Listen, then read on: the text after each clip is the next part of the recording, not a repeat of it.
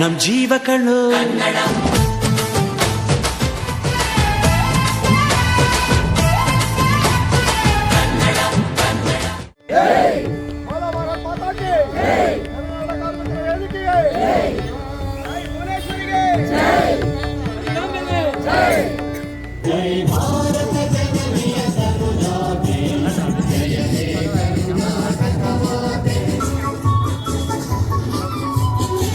ಇವತ್ತು ದಾಸರಳ್ಳಿ ಕ್ಷೇತ್ರದಲ್ಲಿ ಭುವನೇಶ್ವರಿ ನಗರದಲ್ಲಿ 69ನೇ ಕನ್ನಡ ರಾಜ್ಯೋತ್ಸವವನ್ನ ಕರುನಾಡು ಕಾರ್ಮಿಕರ ವೇದಿಕೆ ವತಿಯಿಂದ ಅತ್ಯಂತ ಅದ್ಧೂರಿಯಾಗಿ ಕನ್ನಡಮಯವಾಗಿ ಆಚರಿಸ್ತಾ ಇದ್ದೇವೆ. ಕರುನಾಡು ಕಾರ್ಮಿಕರ ವೇದಿಕೆಯ ರಾಜ್ಯಾಧ್ಯಕ್ಷರಾದ ಚಂದ್ರೇಗೌಡರು, ಮಹಿಳಾ ಅಧ್ಯಕ್ಷರಾದ ಲಕ್ಷ್ಮೀಗೌಡರು, ಮಹಿಳಾ ಘಟಕದ ಅಧ್ಯಕ್ಷರಾದ ರಾಜೇಶ್ವರಿ ಅವರು, ತಾಲೂಕು ಘಟಕದ ದಾಸರಳ್ಳಿ ಕ್ಷೇತ್ರದ ಅಧ್ಯಕ್ಷರಾದ ಸಂತೋಷ್ ಅವರು, ಉಪಾಧ್ಯಕ್ಷರಾದ ಮೂರ್ತಿ ಅವರು, ಸಂತೋಷ್ ಅವರು ಜಿಲ್ಲಾಧ್ಯಕ್ಷ ಆಗಿ ಸುಮ್ಕಿರಿ, ತಾಲೂಕು ಅಧ್ಯಕ್ಷರು ಬೇಡ, ಸಂತೋಷ್ ಅವರು ದಾಸರಳ್ಳಿ ಕ್ಷೇತ್ರ ಬೇಡ, ಬೆಂಗಳೂರು ಜಿಲ್ಲೆಯೇ ಆಗಲಿ. ಇವತ್ತು ಕನ್ನಡ ರಾಜ್ಯೋತ್ಸವ, 69ನೇ ಕನ್ನಡ ರಾಜ್ಯೋತ್ಸವ. ಕನ್ನಡ ರಾಜ್ಯೋತ್ಸವ ಅಂದ್ರೆ ಏನಪ್ಪಾ ಅಂತಂದ್ರೆ, ಬ್ರಿಟಿಷರು ನಮ್ಮನ್ನ ಆಳಿದ ಮೇಲೆ ಕನ್ನಡ ನಾಡು ಭೂ ಪ್ರದೇಶ 10 ಪ್ರಾಂತ್ಯಗಳಾಗಿ ಹರಿದು ಹಂಚಿ ಹೋಗಿತ್ತು. ಹೀಗೆ ಹರಿದು ಹಂಚಿ ಹೋದ ಈ ಬಳ್ಳಾರಿ ಕಡೆ ಒಂದು, ಹೈದರಾಬಾದ್ ಕಡೆ, ಆ ಕಡೆ ನಮ್ಮ ಗುಲ್ಬರ್ಗ ರಾಯಚೂರು ಕಡೆ ಒಂದು, ಬಳ್ಳಾರಿ ಕಡೆ, ಕೊಡಗು ಕಡೆ, ಕಾಸರಗೋಡು ಕಡೆ ಎಲ್ಲ ಚೂರ್ ಚೂರಾಗಿ ಹರಿದು ಹಂಚಿ ಹೋಗಿತ್ತು. ಕರ್ನಾಟಕನ್ ಕಳೆಯೋದಿಕ್ಕೆ, ಕರುನಾಡು ಕಳೆಯೋದಿಕ್ಕೆ ಯಾವುದೇ ಒಂದು ಮಾಹಿತಿ ಇರಲಿಲ್ಲ ಅವಾಗ. ಯಾವಾಗ 1950 ಹಿಂದೆ. ಆಗ ಬಳ್ಳಾರಿ ಡಿ.ಸಿ ಆಗಿದ್ರು ಸರ್ ಥಾಮಸ್ ಮನ್ರೋ ಅಂತ, ಬ್ರಿಟಿಷ್ ಅಧಿಕಾರಿ. ನೋಡಿ, ಅವರು ಕನ್ನಡದ ಅಧಿಕಾರಿ ಅಲ್ಲ, ಬ್ರಿಟಿಷ್ ಅಧಿಕಾರಿ. ಒಂದು ಮಾತನ್ನ ಹೇಳ್ತಾರೆ, ನೀವೇನ್ರಪ್ಪ ಕನ್ನಡಿಗರು ಹಿಂಗಿದ್ರ, ಒಳ್ಳೆ ಬಟ್ಟೆ ಹಾಕೊಂಡು ಜೋರಾಗಿ ಸಾಹಿತ್ಯ ಬರೀತೀರಾ, ಪತ್ರಿಕೆ ಬರೀತೀರಾ, ಚೆನ್ನಾಗ್ ಮಾತಾಡ್ತೀರಾ, ಒಳ್ಳೆ ಜೋರಿದ್ದೀರ ನೀವೆಲ್ಲ. ಆದ್ರೆ ನೀವೆಲ್ಲ ಒಂದಾಗಿಲ್ಲ, ನೀವೆಲ್ಲ ಹರಿದು ಹಂಚೋಗಿದ್ದೀರಾ, ನೀವೆಲ್ಲ ಒಂದಾಗ್ಬೇಕು ಅಂತ ಕರೆ ಕೊಡ್ತಾರೆ. ಯಾರು? ಸರ್ ಥಾಮಸ್ ಮನ್ರೋ ಅಂತ ಬ್ರಿಟಿಷ್ ಅಧಿಕಾರಿ 1945-46 ಇಸ್ವಿಗಳಲ್ಲಿ, ಬಹಳ ಹಿಂದೆ, ಸ್ವಾತಂತ್ರ್ಯನೇ ಬಂದಿರಲಿಲ್ಲ. ಆಗ ಕನ್ನಡಿಗರೆಲ್ಲ ಶಂಭಾ ಜೋಶಿ ಅಂತ ದೊಡ್ಡ ಸಾಹಿತಿಗಳ ಒಂದು ಮುಂದಾವರ್ತದಲ್ಲಿ ಮುಂದುವರಿತಾರೆ. ಪಾಗು ಹಳಕಟ್ಟಿ ಅಂತ ಹೇಳಿ, ಆಲೂರು ವೆಂಕಟರಾಯರು, ಉಳಿಲುಗೊಳ್ಳ ನಾರಾಯಣರು ಅಂತ ಉತ್ತರ ಕರ್ನಾಟಕದ ಮಂದಿಯ ಒಂದು ಸಾರಥ್ಯ ಬಹಳ ಜೋರಾಗಿದೆ. ಉತ್ತರ ಕರ್ನಾಟಕ ಮಂದಿರೇ ಕನ್ನಡ ರಾಜ್ಯೋತ್ಸವ ಮಾಡೋದಕ್ಕೆ ಅನುವು ಮಾಡಿಕೊಟ್ಟಿದ್ದು ನಮಗೆಲ್ಲ. ಕನ್ನಡ ಏಕೀಕರಣ ಮಾಡೋದಕ್ಕೆ, ಭಾರತ ಸ್ವತಂತ್ರವಾಗೋದಕ್ಕೆ ಉತ್ತರ ಕರ್ನಾಟಕದವರ ಒಂದು ಕೊಡುಗೆ ಬಹಳಷ್ಟಿದೆ. ಇಂಥ ಸಂದರ್ಭದಲ್ಲಿ ನಿಜವಾಗಿ ಸಹ ಎಲ್ಲಾ ಕನ್ನಡ ಹೋರಾಟಗಾರರು, ಸಾಹಿತಿಗಳು, ವಾಗ್ಮಿಗಳು, ಪತ್ರಕರ್ತರೆಲ್ಲ ಸೇರ್ಕೊಂಡು ಕನ್ನಡ ಏಕೀಕರಣ ಮಾಡೋದಕ್ಕೆ ದುಡಿತಾರೆ, ಹೋರಾಟ ಮಾಡ್ತಾರೆ ಚಂದ್ರಗೌಡ್ರೆ. ಅನಂತರ 1956 ನವೆಂಬರ್ 1ರಂದು ಕರ್ನಾಟಕ ಮೈಸೂರು ರಾಜ್ಯ ಅಂತ ಹೆಸರಾಗುತ್ತೆ. ಕರ್ನಾಟಕ ಅಂತ ಆಗ್ಲಿಲ್ಲ, ಮೈಸೂರು ರಾಜ್ಯ ಅಂತ ಹೆಸರಾಗುತ್ತೆ. ಕನ್ನಡದ ಎಲ್ಲ ಹರಿದು ಹಂಚೋಗಿದ್ದ ಎಲ್ಲಾ ಭೂ ಪ್ರದೇಶಗಳು ಸೇರ್ಬಿಟ್ಟು ಮೈಸೂರು ರಾಜ್ಯ ಅಂತ ಮಾಡ್ತಾರೆ. ಅವಾಗ ಎಸ್ ನಿಜಲಿಂಗಪ್ಪನವರು ಮುಖ್ಯಮಂತ್ರಿಗಳಾಗಿರ್ತಾರೆ. 56 ನವೆಂಬರ್ 1ರಂದು. ನಮಗೆಲ್ಲ ಕನ್ನಡದ ಸಂಘಟನೆಗೆಲ್ಲ ಗೊತ್ತಿರಲಿ, ಬಹಳ ಜನ ಗೊತ್ತಿರಲ್ಲ ಇವೆಲ್ಲ. ಆಮೇಲೆ 56 ನವೆಂಬರ್ 1ರಂದು ನಮಗೆ ರಾಜ್ಯೋತ್ಸವ ಮಾಡೋದಕ್ಕೆ ಮೊಟ್ಟ ಮೊದಲು ರಾಜ್ಯೋತ್ಸವ ಮಾಡಿದ್ದು ಮೈಸೂರು ಬ್ಯಾಂಕ್ ಸರ್ಕಲ್ ವಾಟಾಳ್ ನಾಗರಾಜ್ ಅವರು. ಇನ್ನು ಬದುಕಿದ್ದಾರೆ ನೋಡಿ, ಪಾಪ ಅವ್ರಿಗೆ ಎಷ್ಟು ಏಜ್ ಆಗಿರ್ಬೋದು, 80 ವರ್ಷ 82 ಆಗಿದೆ ವಾಟಾಳ್ ನಾಗರಾಜ್ ಅವರು. ಅವ್ರ ವಯಸ್ಸು ಗೊತ್ತಾಗಲ್ಲ. 56 ನವೆಂಬರ್ 1ರಂದು ಮೊಟ್ಟ ಮೊದಲ ರಾಜ್ಯೋತ್ಸವ ಆಚರಿಸಿದ್ದು ಮೈಸೂರು ಬ್ಯಾಂಕ್ ಸರ್ಕಲ್ ಅಲ್ಲಿ ವಾಟಾಳ್ ನಾಗರಾಜ್ ಅವರು. ಅದರ ಅಧ್ಯಕ್ಷತೆ ಯಾರು ಗೊತ್ತಾ? ಡಾಕ್ಟರ್ ರಾಜ್ಕುಮಾರ್ ಅವರು. ಮುಖ್ಯ ಅತಿಥಿಗಳು ರಾಮಮೂರ್ತಿ ಅಂತ. ರಾಮಮೂರ್ತಿ ಯಾರು ಗೊತ್ತಾ ಚಂದ್ರಗೌಡ್ರೆ? ಇದಕ್ಕೆ ಬಣ್ಣ ತುಂಬಿದವರು, ಇದಕ್ಕೆ ಶಾಲೆಗೆ ಬಾವುಟಕ್ಕೆ ಬಣ್ಣ ತುಂಬಿದ್ರು ರಾಮಮೂರ್ತಿ ಅಂತ.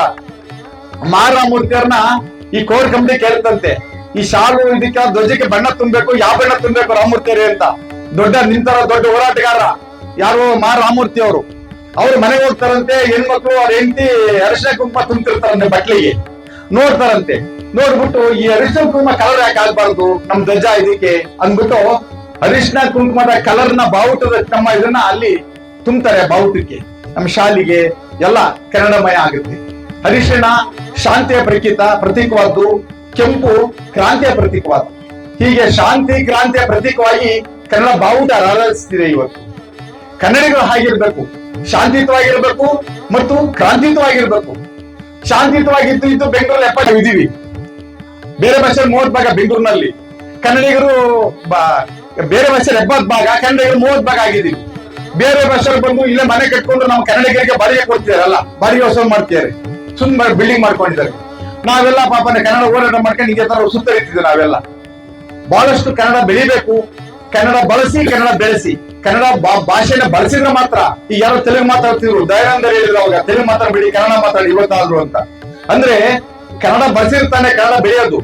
ಕನ್ನಡ ಬಳಸಿ, ಕನ್ನಡ ಬೆಳೆಸಿ, ಬೇರೆ ಭಾಷೆಯವರಿಗೆ ಕನ್ನಡ ಕಲಿಸಿ. ಈ ರೀತಿಯಲ್ಲಿ 73 ನವೆಂಬರ್ 1ರಂದು ಕರ್ನಾಟಕ ಅಂತ ಹೆಸರಾಯ್ತು. ಕರ್ನಾಟಕ ಉಸಿರಾಗಲಿ ಕನ್ನಡ ಅಂತ ಹೇಳಿ ಹಾಡು ಬರೀತಾನೆ ಉಳಿಲುಗೊಳ್ಳ ನಾರಾಯಣರಾವ್ ಅವರು. ಈ ರೀತಿಯಲ್ಲಿ ಕನ್ನಡ ಏಕೀಕರಣ ಅಂದ್ರೆ ಕನ್ನಡ ಒಂದಾಗಿತ್ತು.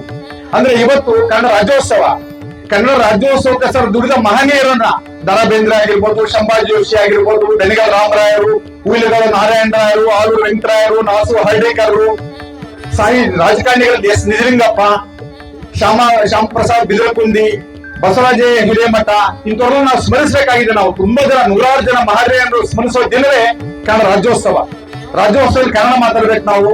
ಇವತ್ತು ನಮ್ಮ ಸಂತೋಷ್ ಅವರು, ಮೂರ್ತಿ ಅವರು, ಚಂದ್ರೇಗೌಡರೆಲ್ಲ ಸೇರಿಬಿಟ್ಟು ದಾಸರಳ್ಳಿ ಕ್ಷೇತ್ರದಲ್ಲಿ ನಿಜವಾಗಿ ಸಹ ಭುವನೇಶ್ವರ ನಗರದ ಈ ಒಂದು ಮಧ್ಯಪ್ರದೇಶವನ್ನ ಕನ್ನಡಮಯ ಮಾಡಿದ್ದಾರೆ.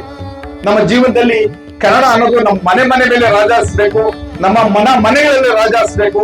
ಎಲ್ಲ ಕಡೆ ಕನ್ನಡದ ಉದ್ಘೋಷ ಆಗ್ಬೇಕು, ಘೋಷಣೆ ಆಗ್ಬೇಕು ಅಂತ ಹೇಳ್ತಾ ಕನ್ನಡ ರಾಜ್ಯೋತ್ಸವ ನಿಮಗೆಲ್ಲ ಕನ್ನಡದ ಬಗ್ಗೆ ಪ್ರೇಮ ಹುಟ್ಟಾಕ್ಲಿ, ಅಭಿಮಾನ ಹುಟ್ಟಾಕ್ಲಿ ಅಂತ ಹೇಳ್ತಾ ನನ್ನ 2 ಮಾತುಗಳನ್ನ ಮಾತಾಡಿ ಮುಗಿಸ್ತಾ ಇದ್ದೀನಿ. ನಮಸ್ಕಾರ ಎಲ್ರಿಗೂ ಸಹ.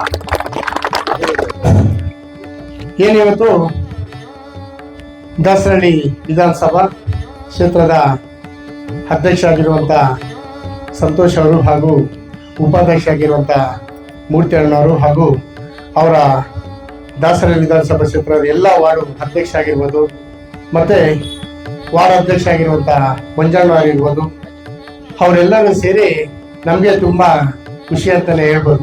ಯಾಕಂದ್ರೆ ಈ ಒಂದು ಕನ್ನಡ ರಾಜ್ಯೋತ್ಸವ ಮಾಡಬೇಕಂತೇಳಿ ಈಗಾಗಲೇ 1 ತಿಂಗಳಿಂದ ನಾವು ಇಡೀ ರಾಜ್ಯದ ತಿಳ್ಕೊಂಡು ಇದ್ದೋಗಿದ್ವಿ. ಆದ್ರೂ ಕೂಡ ಅವರು ನಮ್ಮನ್ನ ಇವತ್ತು ಕೂಡ ನಾವು ಬೇರೆ ಜಿಲ್ಲೆಯಲ್ಲಿ ಇರ್ಬೇಕಾಗಿತ್ತು. ನಮ್ಮ ಒಂದು ಸಂತೋಷದ ಒಂದು ಕಾಳಜಿ ನೋಡಿ ನಾವು ಇವತ್ತು ಬೆಂಗಳೂರಲ್ಲಿ ಉಳ್ಕೊಳಕಾಯ್ತು. ಹಾಗಾಗಿ 1 ತಿಂಗಳಿಂದ ಏನು ಪ್ರಯತ್ನ ಮಾಡಿದ್ರೋ ತುಂಬಾ ಖುಷಿ ಅಂತಾನೆ ಹೇಳ್ಬೋದು. ತಾಯಿ ಭುವನೇಶ್ವರಿ ಅವ್ರಿಗೆ ಇನ್ನ ಹೆಚ್ಚಿನ ಮಟ್ಟಕ್ಕೆ ಶಕ್ತಿ ಕೊಡಲಿ ಅಂತೇಳಿ ಹೇಳಕ್ ಇಷ್ಟಪಡ್ತೀನಿ.